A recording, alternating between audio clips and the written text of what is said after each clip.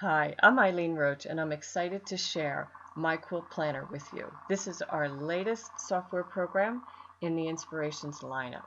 So let's create a new design and get started.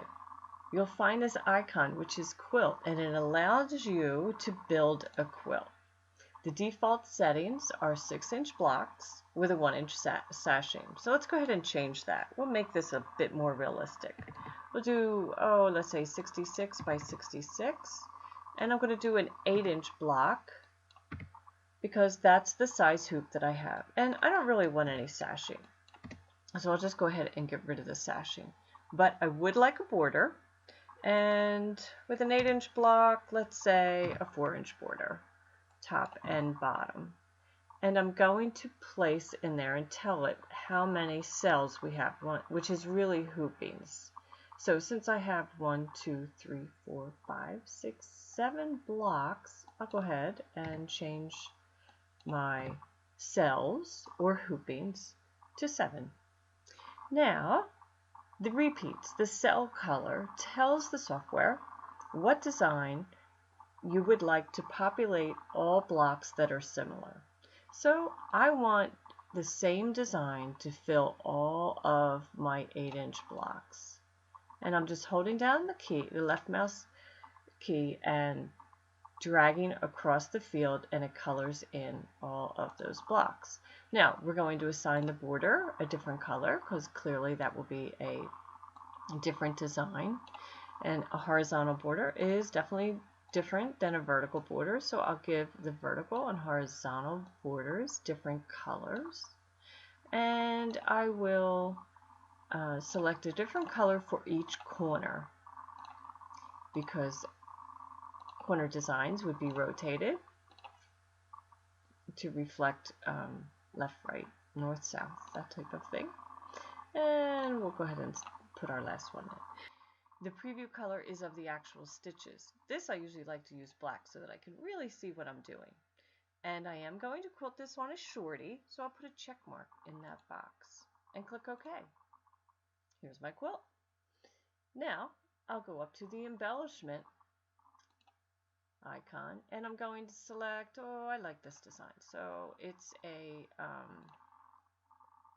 grid and it's centered and it's too big. So I'm going to click on Fit to Cell and it fits my block and it fits every one that is the same color. So you'll notice that only the tan cells are filled. So let's go ahead and do a border. Now we'll go into rectangles and I have a matching border design and I'll place that up in the horizontal border. And again, I'll hit Fit to Cell and I might want to do center. And you'll notice that my horizontal borders, top and bottom, have been populated. Now I'm going to select that same design for the vertical borders, but this time I'll move it over into that area and I'll rotate it into a vertical fashion. And here, notice how it's off center, so let's click on Center in Cell and Fit to Cell, and now it's sized appropriately.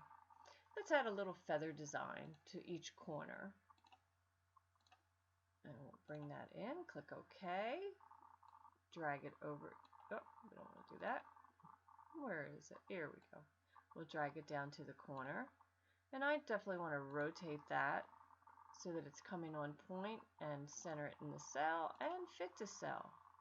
Now my entire quilt is populated. You want to see what the quilting looks like without the cells? Easy to do. You just click on Toggle Quilt and now you can see how all of your quilting connects across the span of fabric. How do we get it onto the quilt? Well, all we do is click Export Quilt and we can name our quilt. We'll call it Test 2. It will definitely save it in the C2S, and if you are ready to go right to the machine, you could also save it in whatever format is appropriate for your machine. So I will save it in PES and click Save. A folder appears and it has all of the designs Here's the grid that was on each block. Here's my horizontal border design, my vertical border design, and each of my corners saved individually for me. Now, let's click the PDF preview. This shows you a schematic of the quilting. So when you are actually at the machine, you'll know exactly where you are in the quilting as you work across the quilt. Now, I'm also going to show you, because I had selected shorty quilting on the shorty, it is showing me the schematic where I would start here in block 1, which is the corner, move across the border down to the halfway point of the quilt and advance all the way along the quilt. Notice how each hooping has a number. You know, here you have F4, G4, that refers to the row and the column.